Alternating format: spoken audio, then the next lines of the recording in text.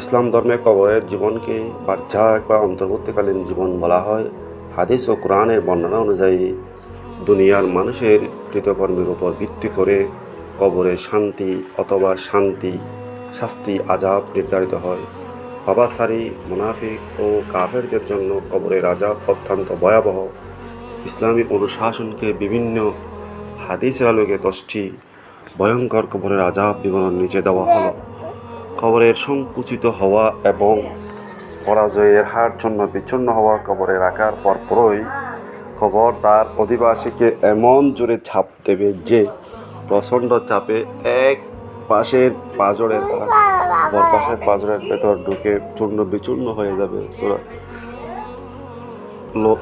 দুই লোহার মুন্ডর বা হাতুড়ি দিয়ে কবরের সওয়াল জবাবের উত্তর দিতে ব্যর্থ হলে অবাধ্য বিশাল এক লোহার আঘাত করবেন। হাদিসের এসেছেন, এই আঘাতের শব্দ মানুষ, জিন, চারা সৃষ্টি সব কিছু শুনতে পায় এবং আঘাতে মৃতদেহ মাটির সাথে মিশে যায়। 3 অন্ধ ও বধির ফেরেশতারা নিযুক্ত করা। পাপীদের শাস্তি দেওয়ার জন্য কবরে এমন একজন ফেরেশতা নিযুক্ত করা হবে যিনি অন্ধ এবং বধির। তিনি অন্ধ হওয়ার অপরাধীর করুণ দশা দেখতে পাবেন না এবং বধির হওয়ায় তার আর্তনাদ ও চিৎকার শুনতে পাবেন না, ফলে শান্তিতে কোনো দয়া দেখানো হবে না। 4 ভয়ঙ্কর বিষাক্ত সাপ। তিন্নিন দংশন করা।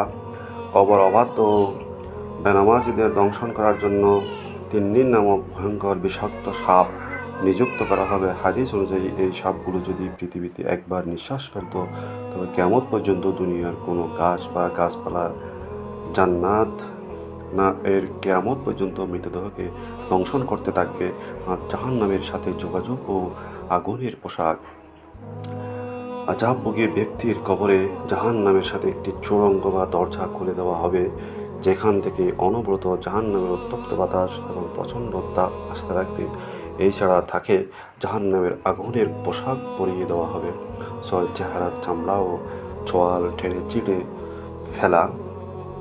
মিথ্যাবাদী, গুজব রটনাকারী এবং গীবতকারীদের পরনিন্দা জন্য কবরে এই আযাব নির্ধারিত।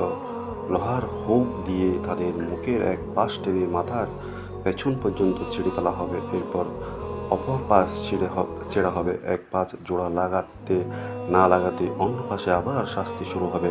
7 পাথর দিয়ে মাথা চূর্ণ করা। যারা পবিত্র কোরআন শেখার পর তার অবহেলা করে ছেড়ে দিয়েছে এবং ফরজ নামাজ না পড়ে ঘুমিয়ে কাটিয়েছে, কবরে তাদের মাথা ভারী পাথর দিয়ে আঘাত করে চূর্ণ বিচূর্ণ করে দেওয়া হবে। মাথাটি আবার আগের মতো ঠিক হয়ে যাবে এবং পুনরায় এই শাস্তি চলতেই থাকবে।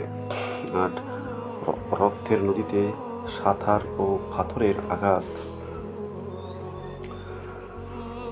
সুদখোরদের কবরে আযাব হলো তাদের রক্তের এক বিশাল নদীতে সাঁতার কাটতে দেওয়া হবে। যখনই তারা নদীর তীরে আসার চেষ্টা করবে, তীরে দাঁড়িয়ে থাকা ফেরেশতারা তাদের মুখে সজোরে পাথর নিক্ষেপ করে আবার নদীর মাঝখানে পাঠিয়ে দেবে। 9 তন্দুর বা চুল্লিতে নগ্ন অবস্থায় পড়বে। ব্যভিচারী। ব্যভিচারে লিপ্ত নারী ও পুরুষ ব্যক্তিদের কবরের জীবন কাটবে একটি তন্দুর বা চুল্লির মতো সংকীর্ণ জায়গায়। নিচ থেকে আগুনের লেলিহান শিখা এসে তাদের দগ্ধ করবে এবং তারা নগ্ন অবস্থায় প্রচণ্ড চিৎকার করে ওপর নিচ করতে থাকবে। 10 প্রস্রাবে অপবিত্রতা ও সুগলকৃতির কারণে আযাব। রাসূলুল্লাহ সাল্লাল্লাহু আলাইহি ওয়াসাল্লাম 2টি কবরের পাশ দিয়ে যাওয়ার সময় বলেছিলেন, এই কবরদ্বয় আযাব হচ্ছে, তাদের একজন প্রস্রাবের পর ভালোমতো পবিত্র হতো না, পবিত্রতার ব্যাপারে উদাসীন ছিল, আর অন্যজন চগলখুরিটা একজনের কথা অন্যজনকে লাগিয়ে বেড়াতো। নূর। কবরে এই ভয়ঙ্কর আযাব থেকে বাঁচার জন্য মহান আল্লাহর কাছে নিয়মিত আশ্রয় প্রার্থনা করা এবং রাসূলুল্লাহ সাল্লাল্লাহু আলাইহি ওয়াসাল্লামের শেখানো দোয়া পড়ার নির্দেশ দেওয়া হয়েছে। আল্লাহুম্মা ইন্নী আউযু বিকা মিন আযাবিল কবর। হে আল্লাহ, আমি আপনার কাছে কবরের আযাব থেকে আশ্রয় চাই। প্লিজ আপনারা সবাই একটু সাবস্ক্রাইব করে দেন এবং